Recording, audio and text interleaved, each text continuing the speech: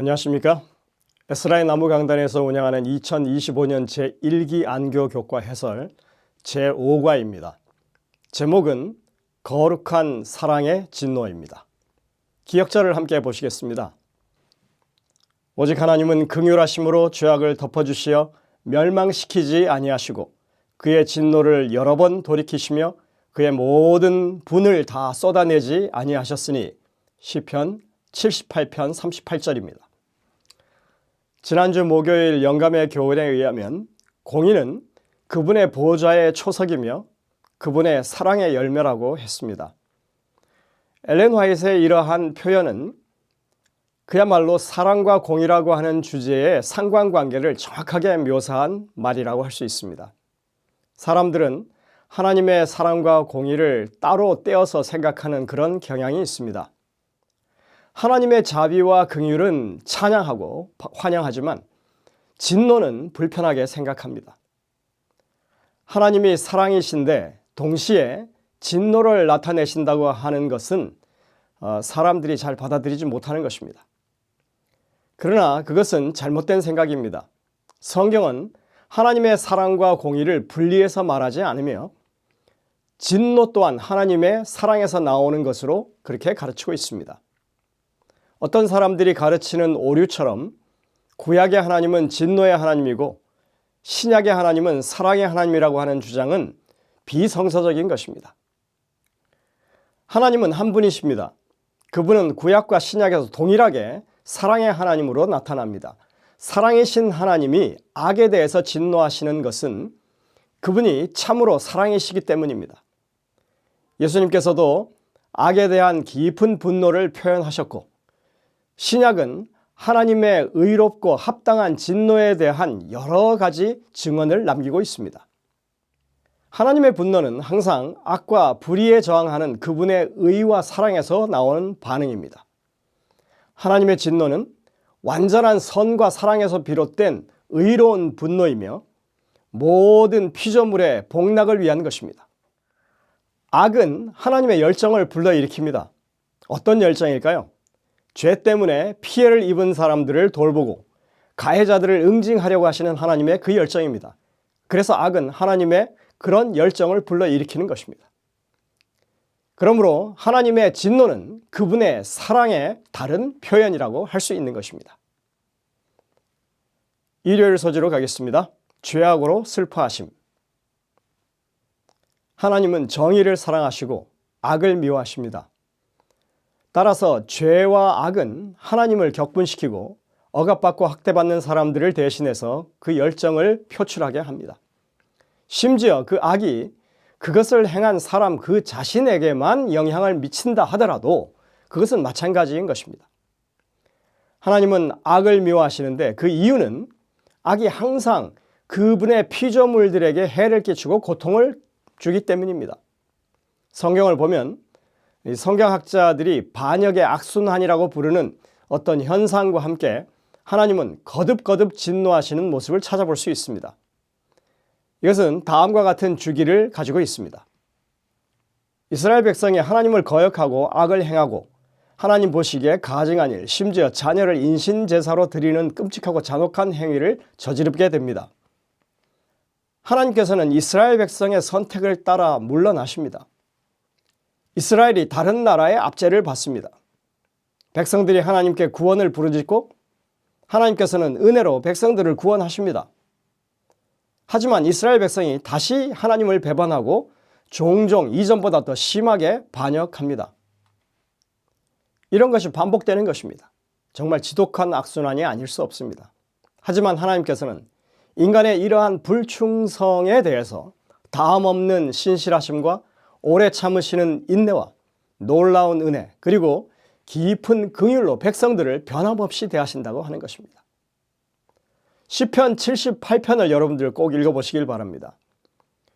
이 구절들은 백성들의 반복되는 반역을 하나님께서 어떻게 대하시는지에 대해서 우리에게 많은 교훈을 남겨주고 있습니다. 이 시편은 하나님이 이스라엘 백성들을 출애굽시키신 이후에도 수차례에 걸쳐서 그들을 다시 구원하시고 인도하시지만 그때마다 그들이 하나님을 배반하고 떠났다고 하는 사실을 언급하고 하나님께서 그들에게 거듭 진노하고 징계하셨다고 하는 사실을 반복해서 노래하고 있습니다. 이번 과 이 기억절이 시편 78편 38절인데 38절이 되기까지 백성들의 이 불신과 배반이 몇 번이나 반복되고 있는지 우리가 살펴볼 수 있습니다. 출애굽을 시키셨지만 17절에 가보면 그들은 계속해서 하나님께 범죄하여 메마른 땅에서 지존자를 배반했도다 합니다. 그리고 그들은 하나님을 시험합니다. 식탁을 베푸실까? 떡도 주실까? 고기도 주실까?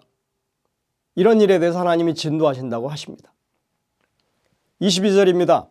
이는 하나님을 믿지 아니하며 그의 구원을 의지하지 아니한 때문이로다.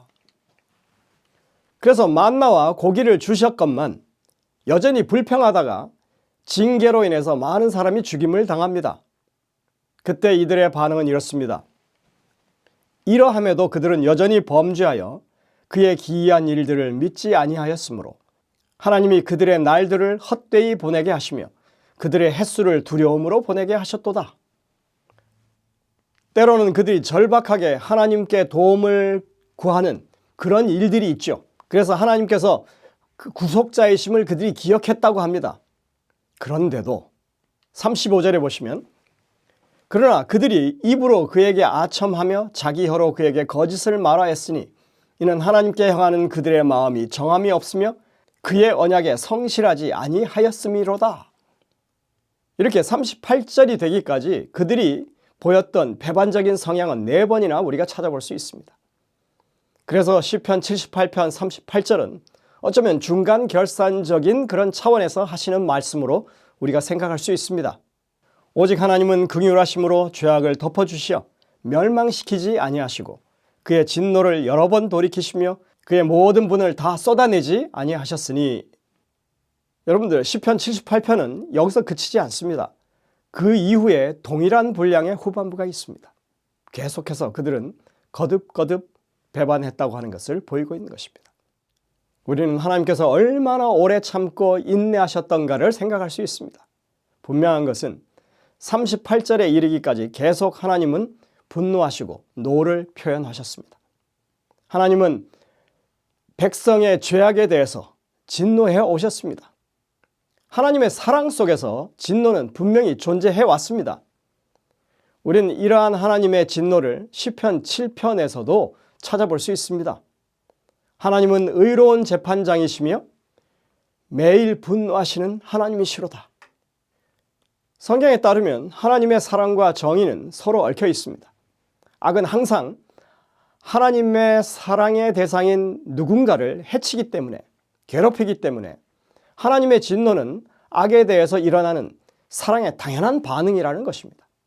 성경 어디에서도 하나님께서 이유 없이 또는 부당하게 진노하시거나 화를 내시는 경우가 없다는 것입니다.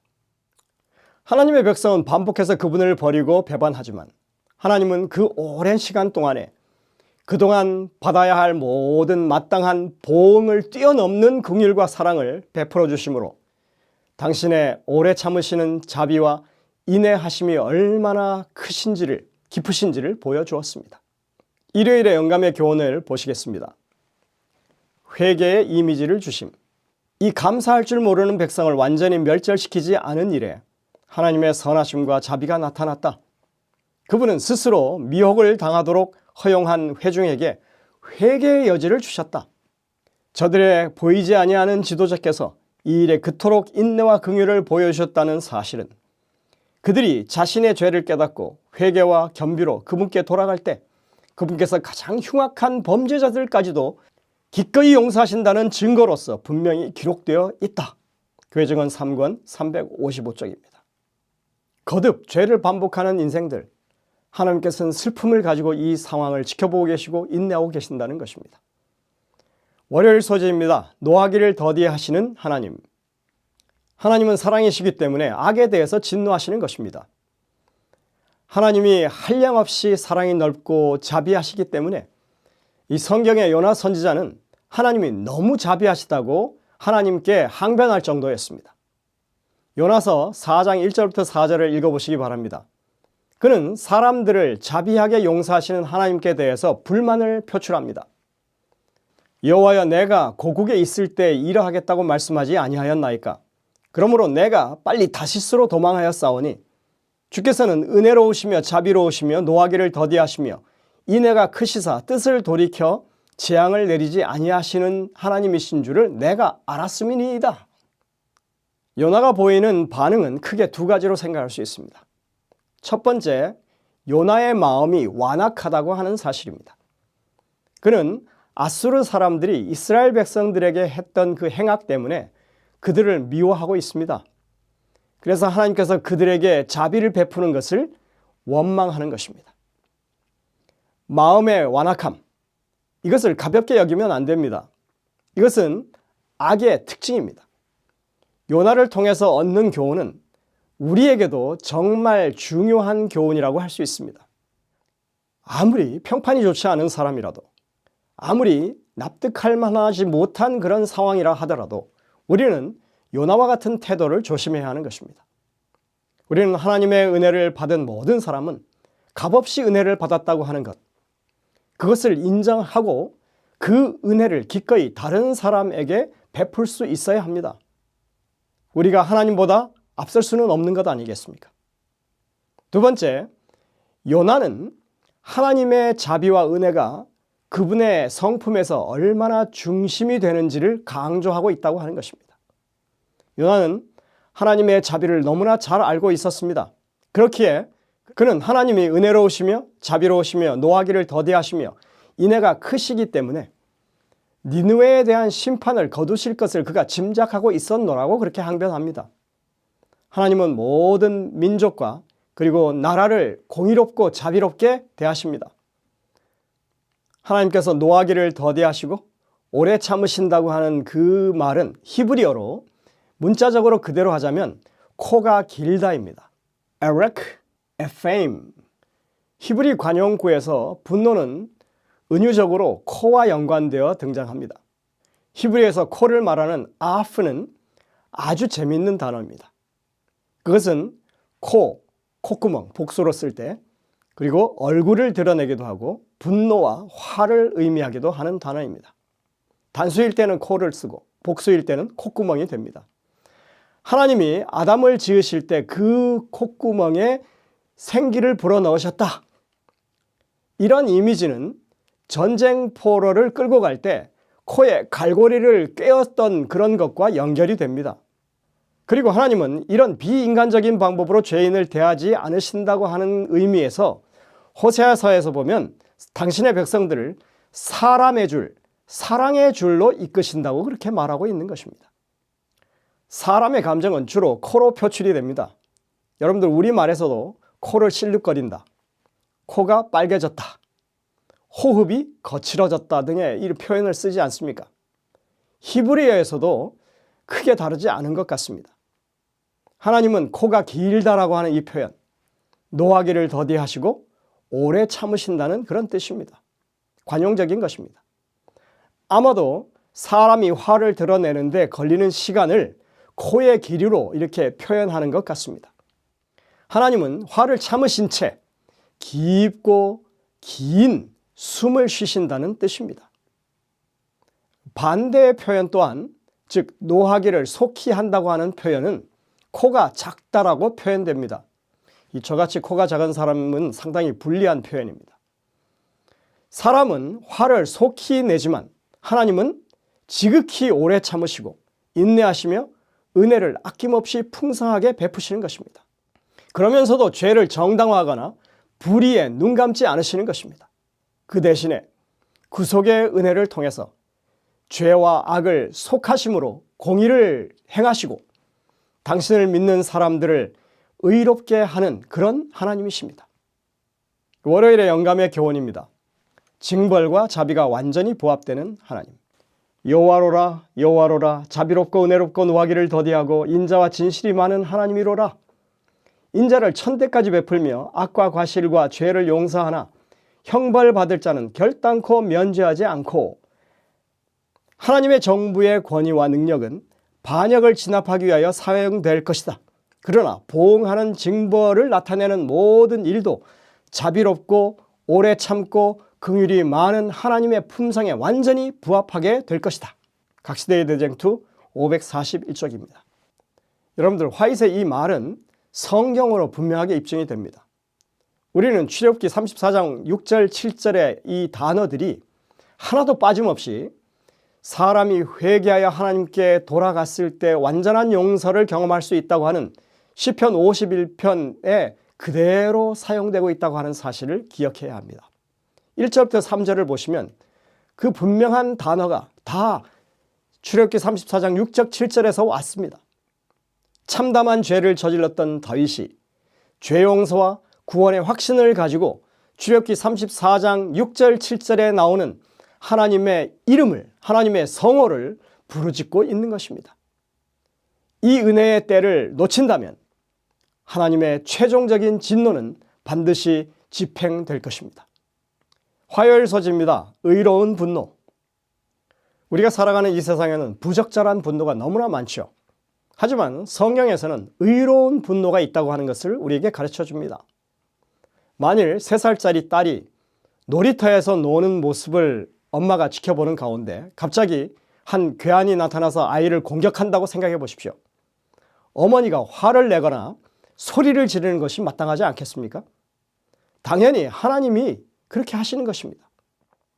그 상황에서 분노는 사랑의 마땅한 반응인 것입니다. 바로 하나님께서 이렇게 우리에 대해서 의로운 분노를 드러내신다는 것입니다. 우리는 이 일과 관련해서 예수님의 성전 정결 사건을 살펴봅니다.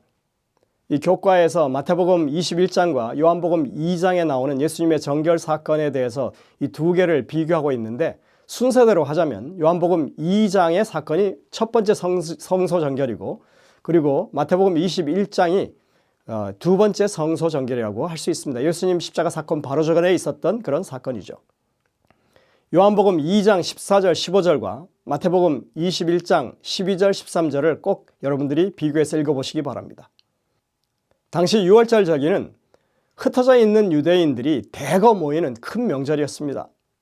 이때 경배자들은 매년 성전 세겔로 반세겔의 성전세를 내야 했고 희생제물로 어린 양을 드려야 했습니다.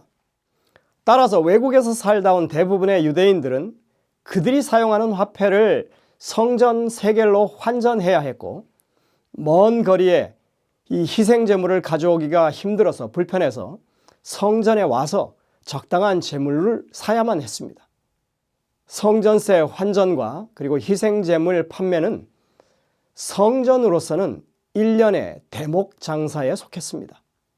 그들은 돈을 환전해주고 제물을 판매하면서 이 장사치들과 제사장들 그리고 유대 관원들은 막대한 이익을 챙겼다는 것입니다. 공공연한 비리였습니다. 성전 경내는 장사치들의 외치는 소리, 그리고 흥정하는 고함 소리, 동전 소리, 짐승들의 소리로 혼잡하기 이를 데가 없었고, 신성한 성전의 의식은, 그 참 의미는 그 소란 속에 묻혀버렸습니다. 그러나 이것은 그저 외관적인 현상일 뿐이고 예수님이 바라보는 참상은 따로 있었습니다. 여러분들이 시대의 소망에 보시면 이런 일들에 대해서 화이트는 이렇게 묘사하고 있습니다. 그들은 성전뜰에서 벌어지는 악패를 시정했어야 했다. 그들은 성실과 동정의 모범을 백성들에게 보여야 했다.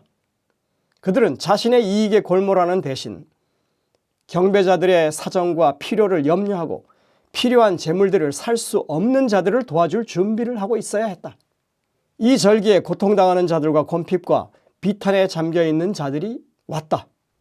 그러면서 그런 사람들 가운데는 소경이나 절름발이, 벙어리, 들것에 실려온 사람들, 가난해서 하찮은 재물도 준비하지 못한 사람들, 심지어 허기진 배를 채울 양식조차 사지 못하는 사람들이 있었다고 말합니다. 그들에게는 동정과 긍휼이 없었다. 가난한 이들과 병자들과 죽게 된 이들이 호의를 구했으나 헛일이었다. 그들의 고통도 제사장들의 마음속에 연민의 정을 일으키지 못했다. 시대의 소망 156, 157쪽에 있는 내용입니다. 성소는 희생제물의 봉사를 기초로 해서 과부와 고아, 가난한 사람들, 병자들, 하나님의 은혜를 구하는 모든 사람들에게 거저주시는 구원을 제공하는 곳이어야만 했습니다. 그러나 그들은 자신들의 더러운 이익을 위해서 그들을 거절하고 오히려 그들에게 이익을 편취하려는 방식으로 고통을 안겨주는 곳이 되었던 것입니다. 이때 성전의 거룩함이 짓밟힌 것을 보신 주님께서는 성전을 강도의 소굴로 만든 사람들에 대한 정당한 분노, 거룩한 진노를 보이셨던 것입니다. 여러분들, 오늘날 우리들의 교회는 어떤지 한번 깊이 생각해 보시기를 바랍니다. 우리는 복음서에서 예수님께서 노하신 다른 경우들을 찾아볼 수 있습니다. 마가복음입니다. 사람들이 예수께서 만져주심을 바라고 어떤 아이들을 데리고 오매 제자들이 꾸짖거늘 예수께서 보시고 노하시어 이르시되 어린 아이들이 내게 오는 것을 용납하고 금하지 말라. 하나님의 나라가 이런 자의 것이니라. 우리가 흔히 말하죠. 애들은 가라. 이런 식으로 아이들이 예수님께 오는 것을 막아선 제자들을 향해서 주님은 노하셨다고 합니다. 우리 생각에 아니 뭐 그 정도 일 가지고 거룩한 분노를 드러낼 만한 일인가 생각하겠지만 성경은 주님이 노하셨다고 분명하게 기록하고 있습니다. 마가복음에 있는 또 다른 기록을 보겠습니다. 그들에게 이르시되 안식일에 선을 행하는 것과 악을 행하는 것, 생명을 구하는 것과 죽이는 것 어느 것이 옳으냐 하시니 그들이 잠잠하거늘 그들의 마음이 완악함을 탄식하사 노하심으로 그들을 둘러보시고 그 사람에게 이르시되 내 손을 내밀라 하시니 내밀매 그 손이 회복되었더라. 여기에서는 바리새인들이 예수님께서 안식일에 병을 고치시는 일에 대해서 안식일을 어겼다고 비난했을 때 예수님은 안식일에 선을 행하는 것이 옳다고 하시면서 그들의 마음이 완악함을 탄식하고 노하셨다고 그렇게 말씀하고 있습니다. 여러분들, 이 두 가지 경우에 있어서 순전한 마음으로 주님께 접근하고 있는 아이들이나 질병의 고통 속에서 낫기를 바라는 마음으로 주님 앞에 있는 병자를 막아서는 그 어떤 것에 대해서도 주님의 분노가 표출되었다고 하는 것을 알 수 있습니다. 연약한 자를 불쌍히 여기시고 당신께로 이끌려고 하시는 이런 주님의 간절함을 성경은 주님의 열심이라고 그렇게 표현하죠. 요한복음 2장 17절에 보면 예수님께서 성전 정결을 하신 것에 대해서 제자들이 성경 말씀에 주의 전을 사모하는 열심이 나를 삼키리라 한 것을 기억했다라고 기록하고 있습니다. 주님의 열심을 이해하지 못하고 가로막는 것이 바로 죄악입니다. 주님의 분노는 그들의 잘못 굳어진 그런 마음에 대해서 일어나는 것입니다. 이사야 26장 10절부터 11절을 보시면 이렇게 말합니다. 악인은 은총을 입을지라도 의를 배우지 아니하며 정직한 자의 땅에서 불의를 행하고 여호와의 위엄을 돌아보지 아니하는도다. 여호와여 주의 손이 높이 들릴지라도 그들이 보지 아니하오나 백성을 위하시는 주의 열성을 보면 부끄러워할 것이라. 불이 주의 대적을 사르리이다. 하나님의 은총을 입었으면 의가 무엇인지 배우라는 것입니다. 하나님의 교회에서 하나님의 열심이 무엇인지를 이해하지 못하고 불의를 행하지 말라는 것입니다. 예배 중에 떠들고 뛰어다니는 아이들을 그냥 내버려 두라는 말씀이 아니죠. 아이들에게는 더 사려 깊은 사랑의 태도를 보여야 한다는 것입니다. 그리고 생각 없이 유대식 안식일 준수를 강조하지 말라는 것입니다. 예수님의 모본대로 안식일의 참 정신을 우선에 두라고 하는 말씀입니다. 예전에 미국의 어떤 한인 재림교회에서 안식일 아침에 교회 지도자가 교회 문에 서서 학생들이 가벼운 복장으로 교회에 온다고 아주 꾸짖었던 이야기를 들은 적이 있습니다. 상처받은 아이들이 교회를 안 나오는 경우가 생겼죠. 과연 그 지도자가 의로운 일을 행했을까요? 여러분들, 이와는 반대 이야기도 있습니다. 마약과 술을 하던 어떤 사람이 그 친구의 권유로 술 냄새를 풍기면서 안식일 아침에 자의반 타의반 교회에 왔는데 어느 한 노 여집사님이 그 청년을 아주 따뜻하게 맞아주면서 그 그렇게 환영을 했다는 것입니다. 그것에 감동한 그 청년이 믿음을 회복하게 됐고 지금은 현직 목회자로 활동하고 있습니다. 둘 다 사실입니다. 우리는 2000년 전에 주님께서 보이셨던 그 분노에 대해서 깊이 생각해 봐야 합니다. 과연 무엇이 악이고 무엇이 정당한 분노인지. 그런데 확실합니다. 구원의 은혜를 입고서도 다시 말해서 하나님의 사랑을 배우지 못하는 것이 악인 것입니다. 영감의 교훈을 보십니다. 정당한 분노. 그리스도를 따르는 자들에게도 정당한 분노가 있는 것은 사실이다. 하나님께서 수치를 받으시고 당신의 사업이 누명을 쓰는 것, 무죄한 자가 억압당하는 것을 볼 때는 의분이 심령을 격동시킨다. 민감한 도덕심에서 나온 이런 분노는 죄가 아니다. 그러나 일상의 도전에 대해서 분노나 적개심을 품어도 무방하다고 생각하는 자들은 사탄에게 마음의 문을 열어주고 있다. 하늘과 조화되기를 원한다면 원한과 증오심이 심령에서 추방되어야 한다. 시대의 소망 310쪽입니다. 수요일 소지입니다. 고난은 하나님의 의도하신 것이 아니다. 하나님은 억눌린 자와 억압받는 자를 동정하십니다. 하지만 괴롭히는 자와 압제자에 대해서 의문을 보이십니다. 성경에는 이러한 하나님의 반응이 분명히 교차되어 나오고 있습니다. 하나님은 악에 대해서 진노하십니다. 진노는 언제나 그리고 오직 당신의 피조물을 해하려고 하는 악을 향하고 있는 것입니다. 예레미야가 3장 32절 33절입니다. 그가 비록 근심하게 하시나 그의 풍부한 인자하심에 따라 긍휼히 여기실 것임이라. 주께서 인생으로 고생하게 하시며 근심하게 하심은 본심이 아니시로다. 여기 있는 말씀 그대로 하나님의 본심은 우리를 괴롭히려는 것이 아닙니다. 그분은 악인에게 심판 내리기를 즐겨하지 않으십니다. 주님은 분명히 악인의 멸망을 기뻐하지 않으신다고 그렇게 선언하셨습니다.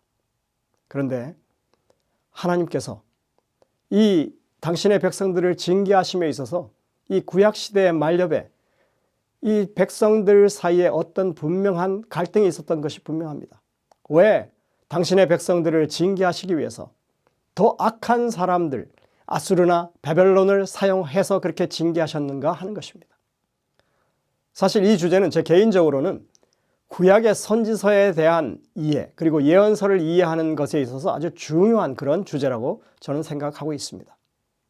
에스라 5장 12절에는 이스라엘을 징계하기 위해서 바벨론에 의해 나라가 망하게 되었다고 그렇게 말하고 있죠. 사실 하박국 선지자가 하나님께 강력하게 항변했던 것이 바로 이 문제였습니다. 그러나 하나님은 이스라엘보다 더 악한 아수르나 바벨론에 대한 파멸을 결코 가볍게 다루지 않으셨습니다. 이번 과에는 우리가 예레미야 51장의 몇 구절만 다루고 있지만 성경 이 선지서 전반에 걸쳐서 그들의 멸망은 하나님의 명백한 계획 속에 포함되어 있었고 그것이 하나님의 공의라고 하는 사실을 분명히 밝히고 있습니다. 이 구절들이 바로 바벨론의 멸망을 하나님께서 분명히 이루실 것이라고 하는 내용들입니다. 성경을 연구하는 사람들에게 있어서 이 문제를 좀 더 포괄적으로 다루는 것은 아주 흥미로운 일이 될 것이라고 저는 생각합니다. 그것은 반드시 최종적으로 사단의 세력의 파멸을 가리키고 있습니다. 악에 대한 하나님의 분노는 모두를 위한 당신의 사랑과 우주의 영구적인 유익을 위하는 하나님의 열망에서 비롯된 것입니다. 죄와 반역과 악의 모든 문제에 빠져 있는 이 우주를 위해서 그 모든 악을 단번에 그리고 최종적으로 근절하실 때 하나님의 분노는 그치게 될 것입니다. 영감의 교훈을 보시겠습니다. 합당한 형벌을 받아야 함. 그분께서 무한히 자비하심으로 죄인에게 심판을 집행하지 않으신다고 스스로 안심하는 자들은 갈보리의 십자가를 쳐다보아야 한다. 흠없는 하나님의 아들이 돌아가신 것은 죄의 삭시 사망이라는 것과 하나님의 율법을 범하는 것은 모두 합당한 벌을 받아야 한다는 것을 입증해 준다. 무죄하신 그리스도께서 인류를 위하여 죄인과 같이 되셨다. 그분께서는 죄의 형벌을 담당하시고 아버지의 얼굴에서 외면당하셨다. 각시대의 대전투 539쪽입니다. 목요일 소지는 긍휼을 보이심입니다. 하나님의 진노는 두려운 것이지만 결코 부당하거나 사랑 없는 것이 아닙니다. 오히려 구약과 신약에서 하나님은 사랑이시기 때문에 악에 대해서 진노하십니다. 하나님의 진노가 무서운 것은 하나님의 순전하신 선하심과 영광과 대조되는 악의 교활한 본질에 대한 하나님의 반응이기 때문에 그렇습니다. 이런 점에서 사랑은 하나님의 본질이지만 진노는 하나님의 본성이 아니라 할 수 있습니다. 왜냐하면 하나님께서 창조를 하실 때 그곳에는 악이 없었기 때문에 그렇습니다. 악이나 불의가 없다면 하나님의 진노도 없습니다. 죄가 존재하는 한 하나님은 매일 분노하시는 것입니다. 결국 우주에서 악을 뿌리째 뽑게 되는 그때 사랑이신 하나님께서는 더 이상의 노하심이나 진노하심을 보이지 않으실 것입니다. 완전한 사랑의 관계 속에서 행복과 정의만이 영원히 지속될 것입니다.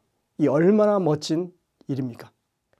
어떤 사람들은 하나님의 진노를 잘못 이해해서 인간이 복수하는 것을 정당화하는 그런 말을 하기도 합니다.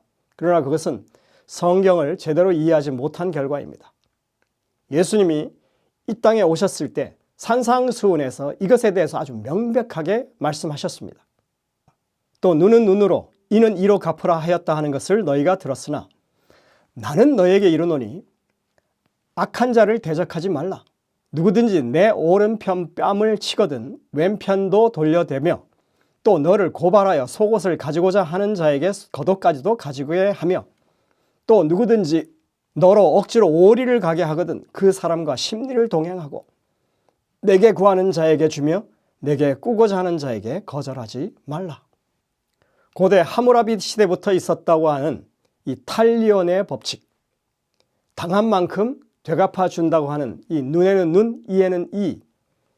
물론 모세오경에도 그 문구가 나오지만 그것은 세상의 법률 적용과 다르다고 하는 것을 지금 주님이 분명하게 여기서 말씀하고 있는 것입니다. 모세오경에 눈에는 눈, 이에는 이라고 하는 문구가 나오는 그런 내용들을 살펴보면 모두 다 죄에 상응하는 처벌을 해야 한다고 하는 것을 말하고 있고 그리고 모든 사람, 즉 심지어 이방인이라도 사적인 보복을 할 수 없고 합당한 재판 과정을 거쳐서 처벌해야 할 것을 강조하는 말씀들입니다. 유대 랍비들이 생각 없이 세상의 법률을 그대로 가져와서 가르쳤던 것을 지금 바로잡는 말씀을 하고 계신 것입니다. 게다가 성경에 나와 있는 이 원칙은 사사로이 보복을 하지 말고 하나님께서 심판하시도록 기다리라고 하는 내용들입니다. 여기 지금 나와 있는 모든 성경절들이 다 그것을 교훈하고 있습니다.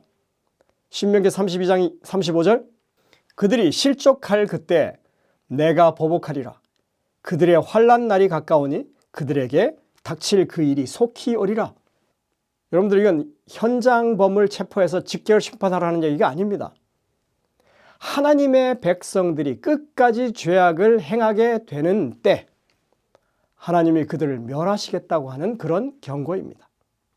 그리고 이어지는 이 모든 말씀들 잠언 20장 22절, 잠언 24장 29절, 로마서 12장 17, 19절 이 모든 말씀이 다 악을 악으로 갚지 말고 개인적으로 보복하려고 하지 말고 하나님께서 그 원수들에 대해서 심판하시는 그때까지 하나님의 진노하심에 맡기라고 하는 그런 말씀들입니다.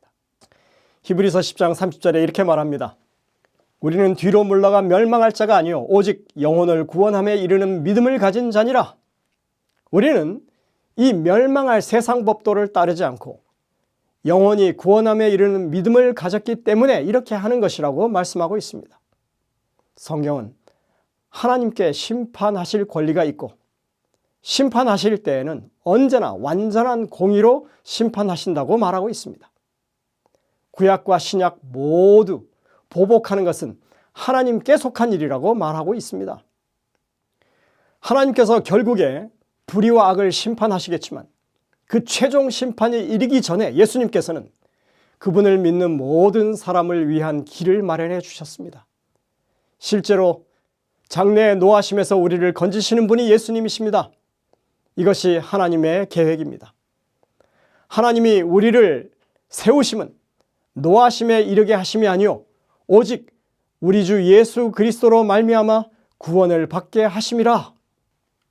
하나님의 진노가 분명하게 이를 것이지만 예수님을 믿는 사람들은 그리스도로 인해서 그 진노에서 구원을 받을 것입니다. 공의가 하나님의 보좌의 기초이지만 항상 인자와 사랑이 선행하는 것입니다. 영감의 교훈을 보시겠습니다. 자비가 없는 잔. 의 가운데서 행하시는 두려운 일을 통하여 하나님께서는 당신의 짓밟힌 율법의 권위를 옹호하실 것이다.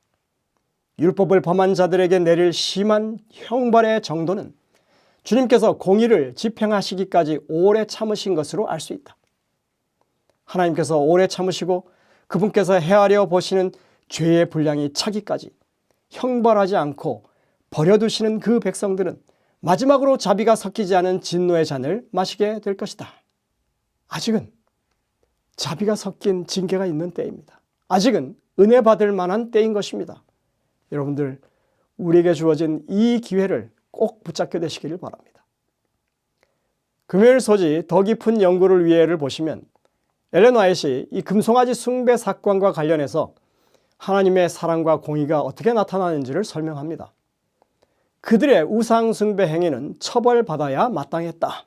그러나 그 처벌에도 하나님의 긍휼이 나타났다고 설명합니다. 하나님께서는 당신의 율법을 옹호하시는 동시에 선택의 자유와 모든 사람에게 회개할 수 있는 기회를 허락하신다. 고집스럽게 반역을 계속한 사람들만 끊어졌다. 공의 못지않게 사랑도 이들의 죄에 대한 심판이 집행되어야 한다고 요구했다.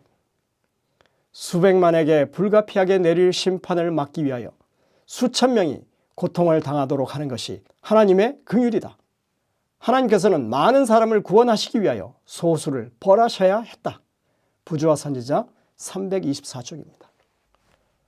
모두 파멸되어야 할 상황에서 돌이켜 살 길을 열어주시고 끝끝내 반역하는 그 최소한의 대상에 대해서 처벌을 감행하시는 것을 두고 사랑이 요구한 심판이라고 이렇게 표현하고 있습니다. 하나님은 악인이 죽는 것을 결코 기뻐하지 않으십니다. 그들이 돌이켜 사는 것을 기뻐하시는 것입니다. 이 원칙은 하나님의 사랑과 공의에서 언제나 분명하게 자리 잡고 있습니다. 이제 다음 교과를 통해서 조금 더 자세히 사랑과 공의에 대해서 우리가 살펴보게 되겠습니다. 여러분들 다음 주에 다시 뵙겠습니다. 감사합니다.